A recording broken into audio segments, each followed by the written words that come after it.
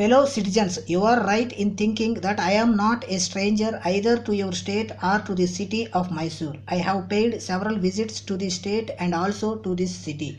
Of course, this is the first time that I have come in my capacity as the President of the Indian Republic. Ever since I have arrived, it has been my good fortune to receive kindness from all. I desire to thank the members of the Municipal Council and the citizens of Mysore for the kindness they have showered upon me. No doubt we have won our independence after a long struggle.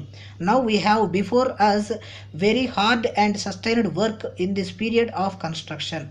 We have secured for ourselves the power to fashion our lives according to our whims and fancies. Therefore, it is for us to utilize the opportunity to the best advantage of the people of this vast country. We have had a long history and a culture of which we are rightly proud of. Science has now cut down the distance, and even if we wish to remain untouched and unaffected by the cross currents of the world, we cannot do so. We are passing through a period of transition in which not only many of our old ideas but also our old institutions are more or less in the melting pot. We have therefore to be vigilant so that we may not lose the good that is in the past as also in the present. An opportunity is given to us to make a combination of the old and the new and to develop and fashion our lives and our institutions as to make them most serviceable in the context of present global conditions.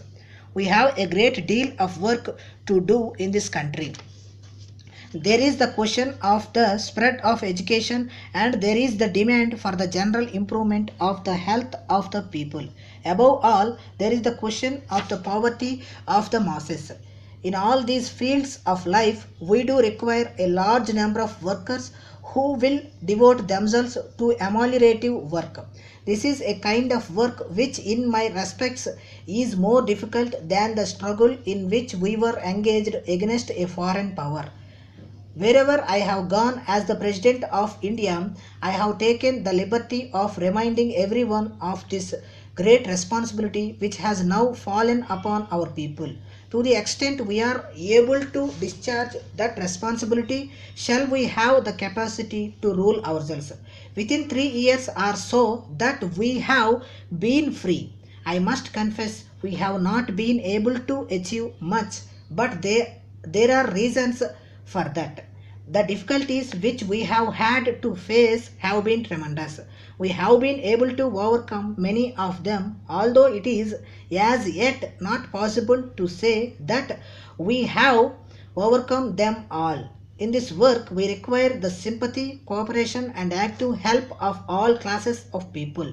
With the achievement of freedom, we can see there are certain difficulties which are inherent in the situation itself. There are certain others which are creations of our own.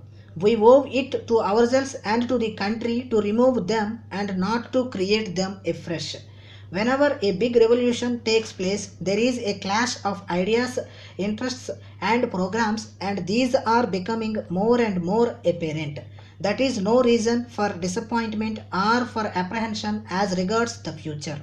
If we are bent upon achieving real freedom for the people, freedom from want and fear, we can certainly do that.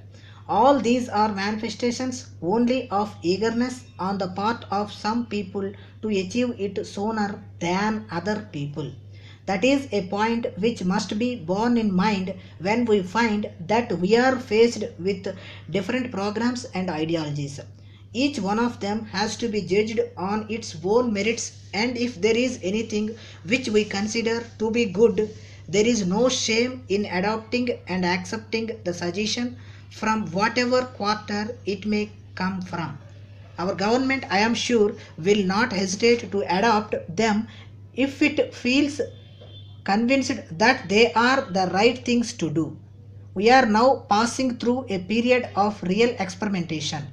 The biggest experiment in democracy is going to be made in this country within a short space of time when we shall have elections on the basis of adult franchise on a scale unprecedented in the history of mankind. I hope and trust that you can easily imagine the immensity of the task. It is a trial not only for the government but also for the people who have to show that having got the right to vote, they will decide things democratically, realizing fully the great value of their votes. It opens to us a way of settling many of our differences by fair means.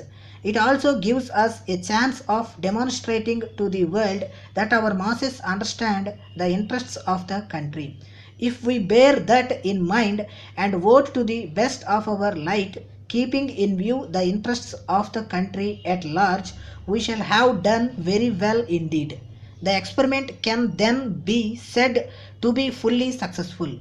On the other hand, if we are not able to use the vote wisely, or if forces arise which make it difficult for us in the country to use that vote at all or wisely, then it will be very difficult to maintain freedom.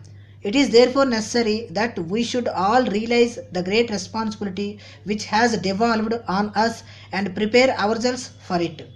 This country, as I said the other day, has had a history that is not very pleasant. We have had large empires in this country.